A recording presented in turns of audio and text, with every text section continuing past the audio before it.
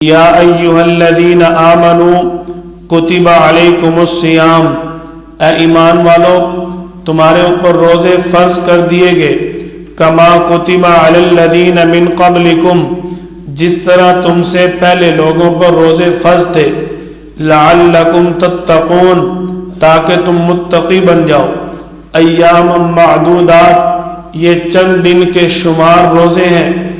اللہ تعالی نے ابتدا میں روزوں کی فرضیت کو 24 گھنٹے پر پابند کیا۔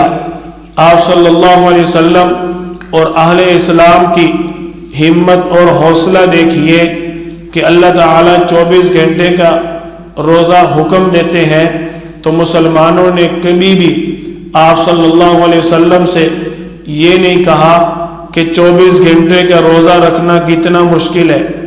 آج ہر ایک کی زبان پر رمضان میں یہی بات ہوتی ہے، سناؤ جی روزے کا کیا حال ہے، دوسرے کا حال بعد میں پوچھتے ہیں، اور روزے کی ایک کیفیت جس کو ہم کمزوری اور بیماری سمجھ کے ایک دوسرے کے ساتھ شیئر کر رہے ہوتے ہیں۔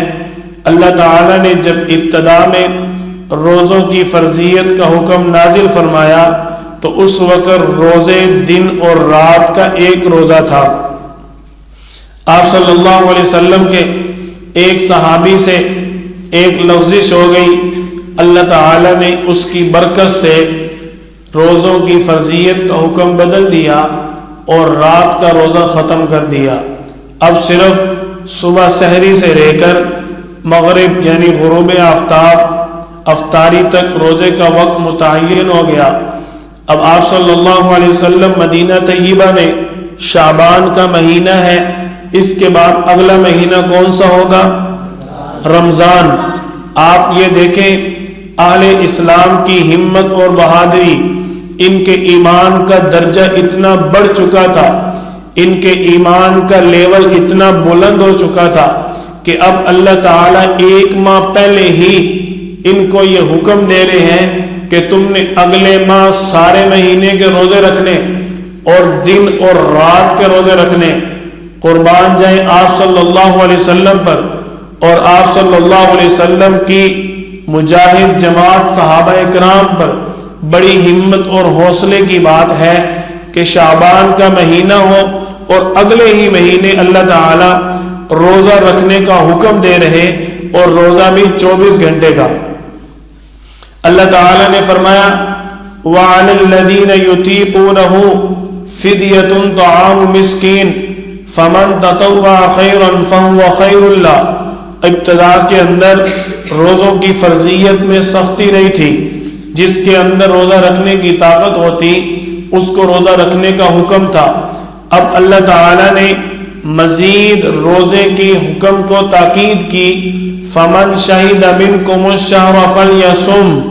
اب کوئی بندہ چھوٹے کسی بھی عذر کی وجہ سے روزہ نہیں چھوڑ سکتا، بلکہ جب بھی وہ رمضان کا مہینہ فمن شہد منکم الشہر، جب رمضان کا مہینہ پائے گا فلیصم، اس کے لیے روزہ رکھنا فرض ہے۔ آپ صلی اللہ علیہ وسلم کی ہجرت کا دوسرا سال ہے اور شعبان کا مہینہ آپ صلی اللہ علیہ وسلم کی زندگی مبارک میں اس سے پہلے مسلمانوں پر عاشورہ کے دن کا روزہ فرض تھا۔ عاشورہ کا دن 10 محرم الحرام کے دن کو کہا جاتا ہے۔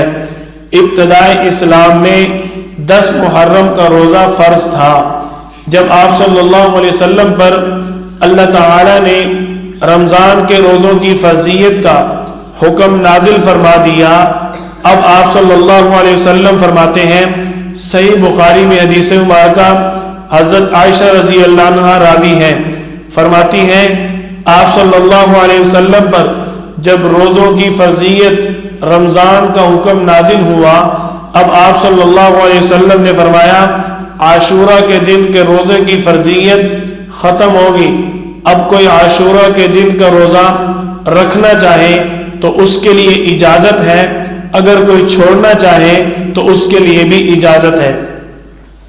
آپ صلی اللہ علیہ وسلم کی ہجرت کا دوسرا سال ہے، شعبان کا مہینہ ختم ہوا، رمضان مبارک کا مہینہ کا آغاز ہوتا ہے۔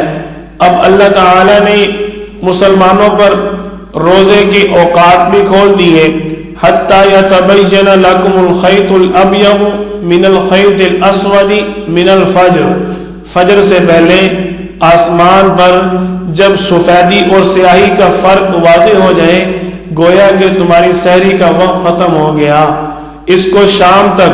وَأَتِمُّوا الصِّيَامَ إِلَى اللَّيْلِ، اللہ تعالیٰ نے فرمایا اس کو تم نے اپنی رات تک مکمل کرنا ہے۔ سحری کا وقت بھی اللہ تعالیٰ نے بیان فرمایا اور افطاری کا وقت بھی اللہ تعالیٰ نے بیان فرما دیا۔ اب مسلمانوں کے زندگی میں پہلی مرتبہ رمضان کے روزے آ گئے، سارے مسلمان روزے رکھتے ہیں، آپ صلی اللہ علیہ وسلم بھی پابندی کے ساتھ رمضان مبارک کے روزے رکھتے ہیں۔ 17 رمضان مبارک آتا ہے، ادھر مسلمانوں کو جنگوں کی اجازت مل جاتی ہے، اللہ کی طرف سے جہاد کا حکم مل گیا۔